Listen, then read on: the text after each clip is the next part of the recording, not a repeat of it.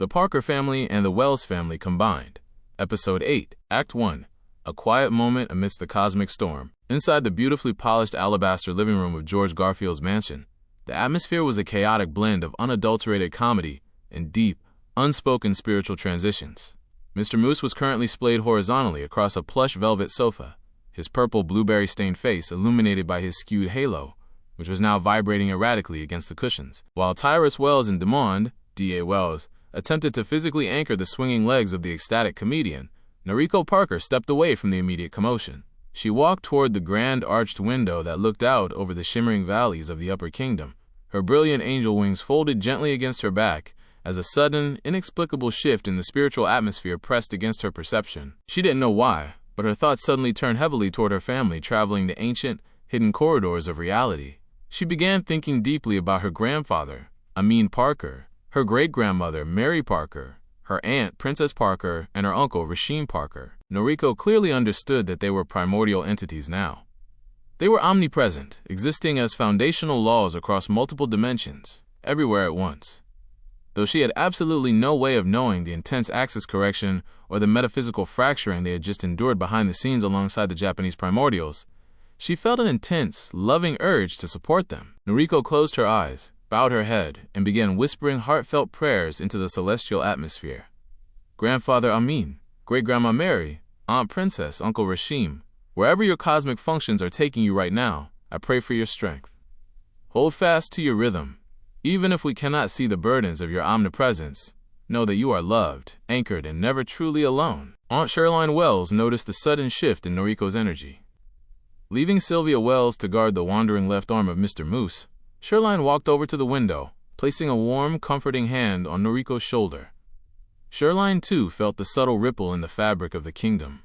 She bowed her head, taking a profound moment to pray directly to her own sister, Mary Parker, whose primordial foundation was currently stabilizing the very concepts of reality. Mary, my dear sister, Sherline prayed softly, her halo glowing with an intense maternal warmth.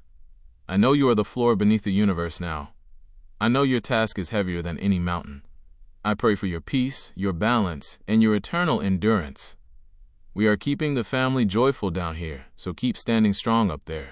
Act 2, the comedic multiplier. The tender, quiet moment of prayer was instantly, violently shattered, as Mr. Moose decided to ramp up his comedic ways by a factor of 1,000,000,000,000%. Whoa, Hup Timber! The furniture is staging an organized rebellion, Mr. Moose yelled, his slurred words carrying a manic, rapid-fire energy. With a sudden burst of unpredictable physical momentum, he didn't just sit up. He launched his torso forward while keeping his legs completely straight, causing his entire body to slide off the velvet sofa like an oversized noodle, face-planting directly onto a plush white wool rug. Ruth Naomi Harrison, who had been watching with an amused but increasingly baffled expression, stepped forward to assist. Mr. Moose, please, you need to settle down and relax for a change. You've been running a marathon of one-liners since yesterday afternoon. Mr. Moose pushed himself up onto his hands and knees, the single blueberry still lodged perfectly inside his left nostril. He peered up at Ruth through his skewed, blinking necktie halo with a dizzy, wide-eyed grin. Relax? Lady, I get no respect. Absolutely no respect, Mr. Moose shouted, pulling at his sticky robe. I tried to relax last weekend. I went to a high-end celestial meditation seminar. The instructor told me to clear my mind of all thoughts. I told him that was easy, because my thoughts left the building 40 years ago. Then he charges me 300 gold tokens. I said, hey, for 300 tokens, I want to see a miracle. The guy looks at my face and says, sir, the fact that your halo stays on that head is the only miracle we've got. Can you believe the nerve, the utter disrespect? Tyras and D.A. each grabbed one of his arms, lifting the staggering comedian to his feet. But keeping Mr. Moose stationary was like trying to hold onto a literal puddle of water.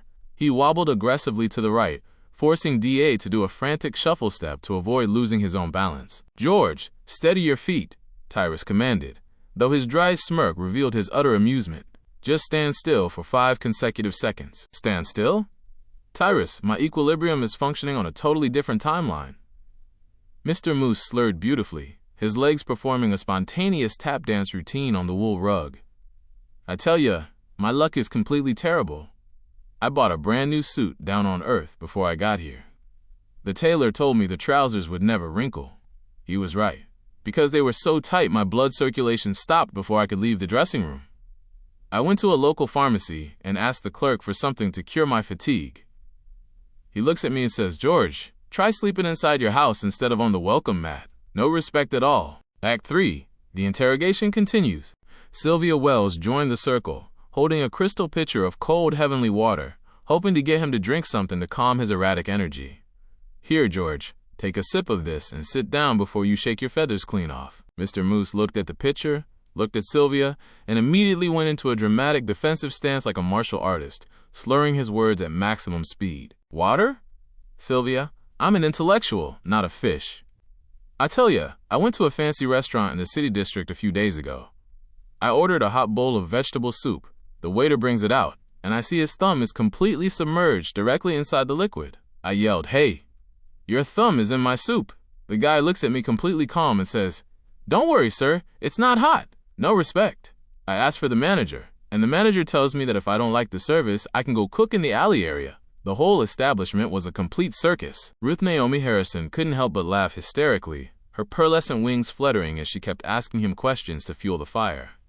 "All right, Mr. Moose, if you're such an elite diner, what's your favorite meal?" Mr. Moose staggered backward, tripped over a small decorative ottoman, did a complete clumsy 360-degree spin in midair, and somehow landed right back on his feet, pointing a purple-stained finger at Ruth's nose.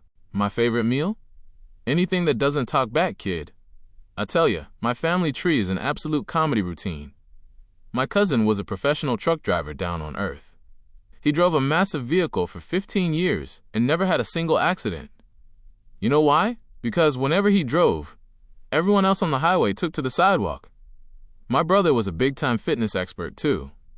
He invented a brand new exercise routine where you just jump to conclusions all day. It was a massive hit until people realized it didn't burn any actual calories. No respect at all." Noriko and Shirline, having finished their powerful prayers, walked back into the living room, instantly swept up in the pure, unadulterated comedic mayhem. Noriko was laughing so hard, tears were streaming down her face, watching Tyras and DA attempt to guide Mr. Moose toward a large velvet armchair. With one final, dramatic gesture, Mr. Moose tried to bow to his audience. He leaned forward so aggressively that his balance completely expired. He launched forward, doing a slow-motion dive directly over the arm of the chair, landing completely upside down, with his head buried in the seat cushion and his blue-stained legs resting straight up against the wall. His ankle halo began to flash frantically once again. From deep within the velvet cushion, his slurred, muffled voice offered one last joke. "Hey, who turned off the sun in this mansion? I tell you, my doctor told me I needed more structural support. I think I found it. No respect at all." The entire living room erupted into the loudest wave of laughter yet, the pure joy of the family providing a beautiful, earthly echo to the grand cosmic alignment taking place across the heavens.